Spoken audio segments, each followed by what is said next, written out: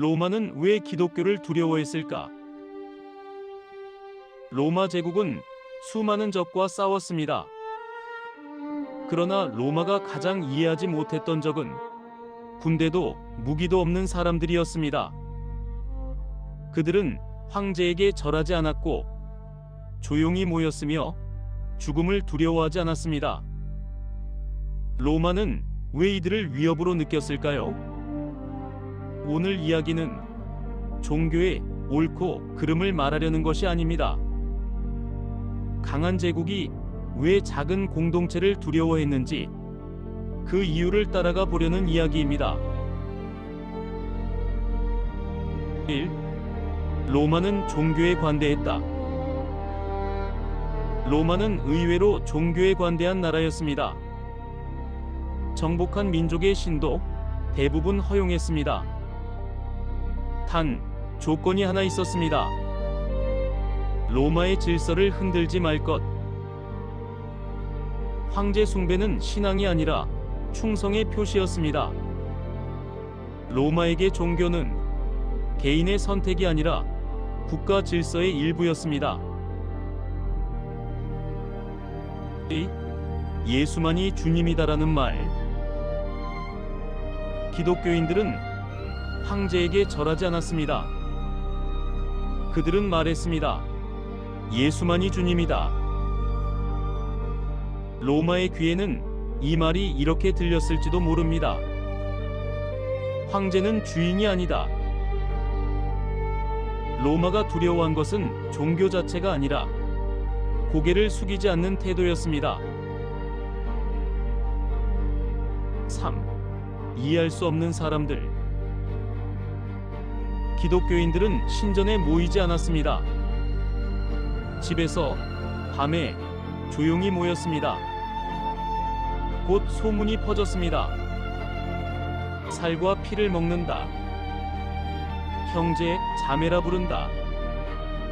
사실이 아니었지만 모른다는 것 자체가 공포였습니다.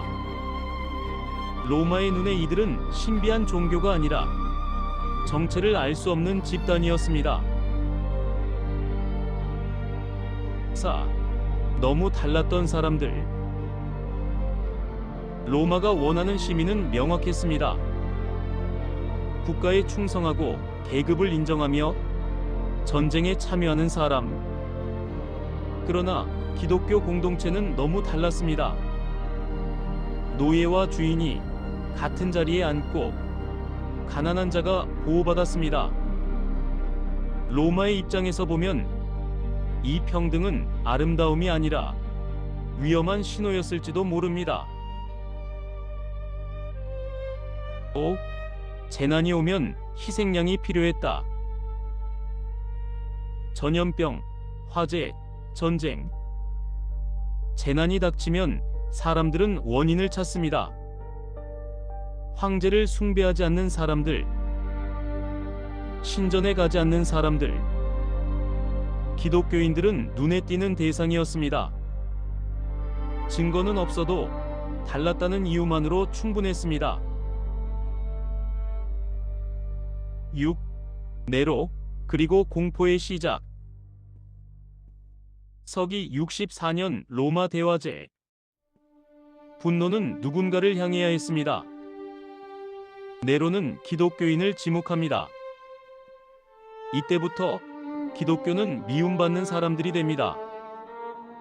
이 박해는 정책이라기보다 공포의 반응이었습니다. 7. 그런데도 사라지지 않았다. 이상한 일이 벌어집니다. 박해할수록 기독교는 사라지지 않았습니다. 사람들은 묻기 시작합니다. 왜 저 사람들은 도망치지 않는가? 로마가 두려워한 것은 숫자가 아니라 이해할 수 없는 선택이었습니다. 8. 불법에서 공인으로. 로마는 기독교를 불법으로 규정했습니다. 그러나 서기 313년 밀라노 칙령이 선포됩니다. 기독교는 공인됩니다. 로마가 졌기 때문이 아니라 더 이상 두려워할 수 없게 되었기 때문일지도 모릅니다. 마지막 이야기. 남겨진 질문. 로마는 기독교를 두려워한 것이 아니라 통제할 수 없는 선택을 두려워했을지도 모릅니다. 이 질문은 과거의 이야기가 아닙니다.